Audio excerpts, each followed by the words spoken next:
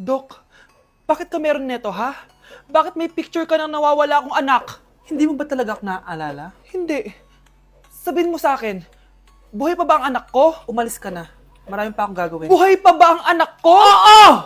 Buhay na buhay ako! Ako ang anak mo na iniwan mo sa palengke dati! Nagtataka ka? Isa na akong trans ngayon. Alam mo, buti na lang, may mabait at mayamang pamilyang kumukup sa akin. Kaya maganda yung naging buhay ko. Tingnan mo, naging doktor pa ako. Kaya salamat sa'yo at iniwan mo ko. Anak, hinanap kita. Umasa ako na babalik ka. Hindi na importante yan. Ayaw na kita makita at hindi na kita kailangan. Kaya umalis ka na! Hello po. Kamusta po yung pasyente? Dok, si nanay naman yung nagkasakit. Kamusta na siya? Okay naman. Sa iba ko na lang siya ipapaasikaso, ha? Anak? Anak, please! Bakit anak tawag mo sa kanya, Nay? Sure ka ba na habang buhay ka magagalit sa nanay mo? Nakita ko results niya kanina. Anytime, pwede siya mawala. Magpapahangin lang ako.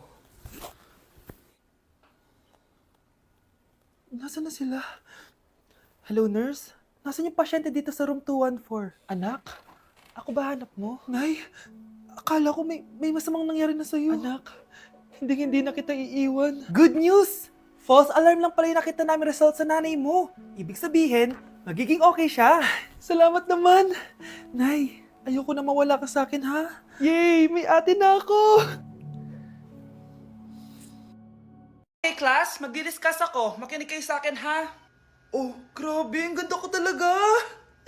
Masaya na naman siya, oh. Manda ka sa akin. Ma'am, di ba po bawal mag-makeup kapag oras ng klase? Si Scarlett kasi nagbe-makeup po. Lu, pero pag ikaw pwede? Basto.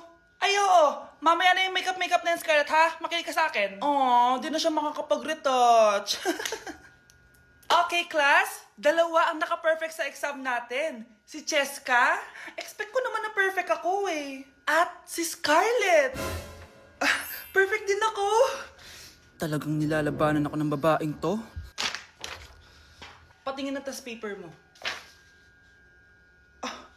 Ma'am, di ba wrong spelling is wrong? Mali yung pneumonia niya, oh. Walang P sa una. Ha? Ay, oo nga. Kulang ng P. Hindi ka na perfect, Scarlett, ha? Ayan, ako na ulit ang highest dito sa klase. Kontrabida talaga tong si Samantha sa buhay ko. Bakit di nagre-reply yung jowa ko? Saan na ba yun? Tagal naman ni Scarlett. Saan na kaya yun? Hi, Miguel! Oh, Samantha, samahan mo naman ako sa kantin. Libre kita. Di pwede. Hinihintay ko yung jowa ko. Ha? Nasaan na ba yun? Yay! Sasamahan mo ako!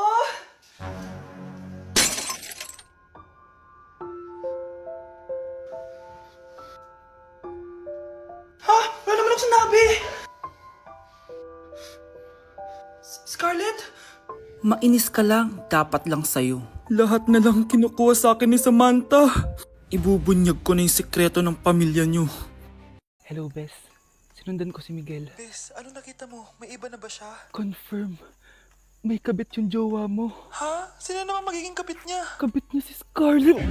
Hello, Bes? Nasaan ako? Anong gagawin niyo sa akin?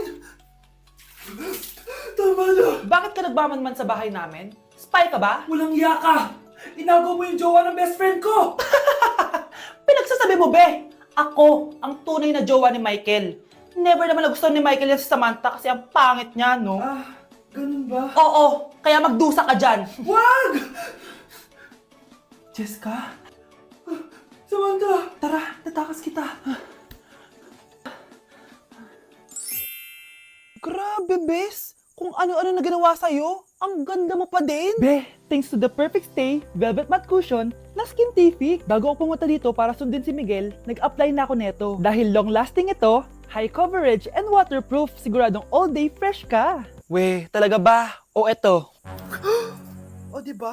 Ang ganda ko pa din. Hindi na kailangan mag-retouch. Ang gagaling nyo din, no? At may tagapagligtas ka pa. Si Samantha. Samantha? Ikaw ba yan? Anong ibig sabihin nito? O, di ba? Ako ang tunay na jowa nito ni Miguel. At ikaw, kabit ka lang. Pero walang iya ka. Pero babe, ikaw na mahal ko ngayon. Tingnan mo nga itsura niyan. Wala akong pake! Magsama kayo ng pangit na yan! Lumayas na kayo dito! Ang dadrama nyo, ha? Basta ako, ganda lang ang ambag ko. Ayoko talaga sa kanya. Bes, ayan siya, oh, yung pet peeve mo. Hi! Panira ng araw. Okay, class, break time muna tayo. Hala, naiwan kayo bakit kong pagkain? Scarlett, to, may sobra pa ako. Baka gutom ka na. Talaga? Bibigyan mo ko? Oo, ano ka ba? Gusto ko maging close tayo. Parang bumabait tong pet peeve ko Hala, may quiz pala tayo. Bes, sabay tayo mag-review mamaya, ha? Naku, sorry, Bes. Kakain kasi kami ng jowa ko mamaya. Hindi mo ba kaya mag-isa? Ano ba yan? Ako na lang, sabay tayo mag-review. Tsaka, may reviewer din ako dito, oh. Ayan na naman siya. Sure ka? Ako talaga gusto mo kasabay mag-review? Oo naman. Ba't naman hindi? Idol nga kita kasi ang talino mo, eh. Sige na nga. Okay, class. Para sa activity natin today, pili kayo ng partner nyo. Bes, partner tayo, ah. Sorry na, Bes. Partner na kasi kami ng baby loves ko, eh. Partner na kami ng baby loves ko, eh. Tayo na lang yung partner, Scarlett. Ikaw na naman.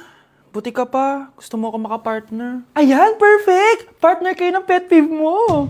Ha? Bes, pet peeve mo pala ako? After mo siraan sa amin yan, BFF na kayo ngayon? Samantha! Samantha, magpapaliwanag ako. Oh, ba't nandito ka? Pet peeve mo ako, di ba? Umalis ka na. Oo, pet peeve kita. Dati. Kasi ang sungit mo sa akin eh. Tapos palagi mo ako iniinis. Alam mo kung bakit? Kasi gusto kita. Ha? Wala, never mind. Samantha! Nak, magpagaling ka lang ha. Nay, ayoko na dito sa ospital. Ang daming may sakit. Kailangan mo nang gumaling, Scarlett. Para makapag-date na tayo ulit. Oo, babe. Magpapagaling ako. Hello. Kamusta na po siya? Doc. Okay naman po siya. Pwede na po ba kami lumabas ng hospital? May bad news ako sa inyo. Nay, bad news daw. Hindi naging maganda yung mga resulta ni Scarlett. 3 araw na lang siyang mabubuhay. Hindi pwede! Ayoko! Ha? Mamamatay na ako! Huwag mo sabihin yun, Scarlett. Magpapakasal pa tayo, di ba? Magkakaanak pa tayo, di ba? Hindi ka mamamatay, anak. Gagawan ko ng paraan. Hindi pwede mamatay anak ko. Hindi pwede mamatay anak ko. Tita, una na po muna ako. Gabi na rin po eh. Sige po. Wala na akong choice. Kailangan kong gawin to. Para sa'yo, anak. O anak, kainin mo muna to para gumaling ka na. Sige po, Nay. Sarap. Kain ka lang, anak, ha? Hello. Kamusta siya? Doc, parang lumakas ako ngayon. Talaga, anak? Malakas ka na? May good news ako sa inyo. Naging okay lahat ng results ni Scarlett. Grabe, parang himala. Pwede na kayong lumabas dito sa ospital. Makakalabas na tayo ng ospital, Nay! Oo, anak! Gagawin ko lahat para sa'yo, anak. Sa wakas, nakauwi na din tayo, Nay. Namiss ko tong bahay natin. At dahil dyan, pagluluto kita ng paborito mong ulam, anak, para di ka na magkasakit. Grabe, ang sarap naman neto, Nay. Parang kakaiba yung karne neto, pero ang sarap. Kain ka lang, ha? Teka, Nay. Dumating po ba yung boyfriend ko? Nandito siya, anak. Totoo, Nay? Nasaan siya? Babe! Ayan siya. Kinakain mo.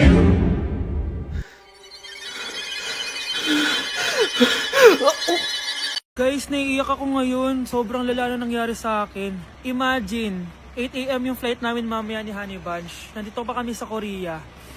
Tapos, ang nangyari, oh my gosh, grabe. Sobrang nakaka-stress. Bumili kasi kami dito sa cosmetic shop na tier. Tapos, edi may mga tax refund siya. Edi binigay ko yung mga passport namin, ganyan. Yung kay Honey Bunch na balik. Tapos ako, ang tanga ko kasi na-distract ako kay ate kasi marunong siya mag-Pilipino. Siyempre na-entertain ako ganyan. So anong nangyari, inaya na ako umalis ni Honey Bunch. Hindi ko man lang napansin na hindi ko nakuha yung passport. Sobrang tanga. Kumain pa kami, naglibot-libot pa kami. Like hindi ko man napansin. Pauwi na kami papuntang hotel. 600 pesos yung booking. 10 minutes lang kami nakasakay, tapos chinek ko yung bag ko. Sabi ko, bakit walang passport dito? Wala yung passport ko. Tapos naalala ko, naiwan ko pala dun sa tier shop. Ay, kanina sobrang nanginginig ako. Sobrang gusto kong umiyak. Problema pa is hindi pa siya 100% sure kung sa tier na naiwan yun. Hindi, doon talaga, sure ako na sa tier ko talaga siya naiwan. So, kailangan ko ulit mag-rebook ng flight namin papuntang Tokyo. Ang mahal. Grabe, kasi bukas na agad. Ang worst case scenario pa dito, baka na-misplace nila or nabigay nila sa ibang customer. Shit.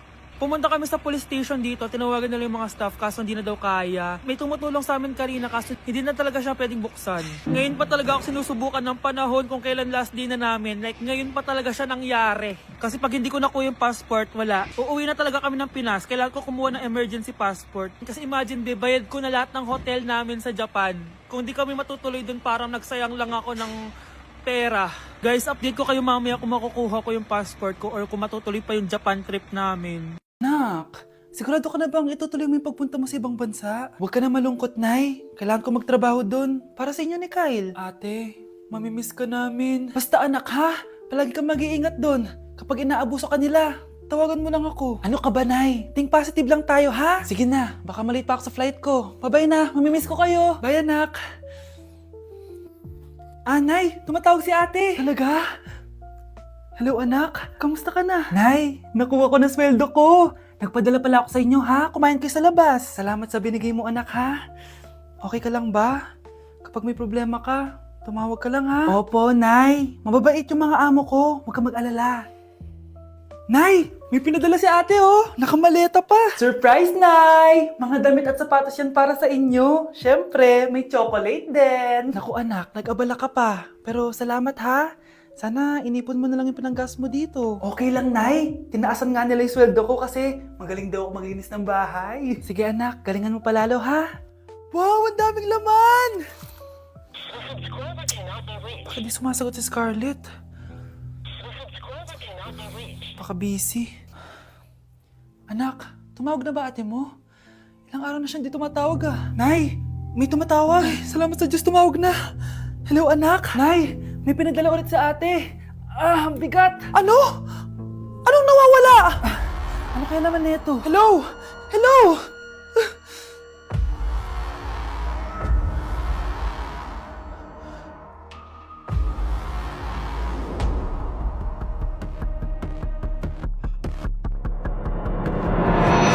Class, may joke ako. Anong hayop ang hindi marunong magtago? Ano po, ma'am? Eh di, elepante, kasi di ba malaki siya? Corny ni ma'am. Rubes. Nakakatawa ka talaga, ma'am. Oh, +1 si Samantha, kasi siya lang yung tumawa. Thank you, ma'am. Lo, pwede pala yun? Ma'am, eto po, para sa inyo po to. Hala, ang ganda naman nito. Balita ko po kasi, ma'am, mahilig kayo sa halaman. Thank you, Samantha. Baka naman, ma'am, plus points sa quiz natin kanina. Sure, +5 ka na sa akin. Ikaw pa ba? Hala siya, pasip-sip to kay ma'am, oh. Okay, class dismissed. Pwede na kayo umuwi. Ma'am, ako na po magdadala ng mga gamit nyo para di po kayo mahirapan. Hatid ko na po kayo, ma'am. Aba naman, buti pa si Samantha, matulungin. Ginagawa niya lang naman yan para magka-plus point siya. Ay, nakakainis si Samantha, no? Halatang nagpapasip-sip lang siya kay ma'am. True. Kaya siya yung top 1 palagi eh, dahil sa mga binibigay na points si ma'am. Guys, tingnan nyo. Convoy yan ng magulang ni Samantha tsaka ni ma'am. Babayaran daw si ma'am para maging valedictorian si Samantha. Grabe. Sumusobra na kayo. Okay, class, may i-announce ako. Ang valedictorian natin ay si... Sino pa ba? Eh, di si Samantha. Hala, totoo ba? Hindi ko expect. Congrats, Samantha! Ang galing nyo! Ang galing mong bumili ng grades. Ha? Scarlett, sit down! Ay, no! Convo nyo to, di ba? Magkano binigay sa'yo, ma'am? 1,000,000? Wow, easy money! Hala, nagpapabayad si ma'am. Grabe. Ano kaya magiging reaction ng principal pag nasend ko to sa kanya? Hindi yan totoo! I-delete mo yan! Oops! Sorry na send. Deserve niyo yan. Lumalaban kami ng patas dito. Kailangan niyo managot. Dok, bakit ka meron neto, ha? Bakit may picture ka nang nawawala akong anak? Hindi mo ba talaga ako naaalala? Hindi.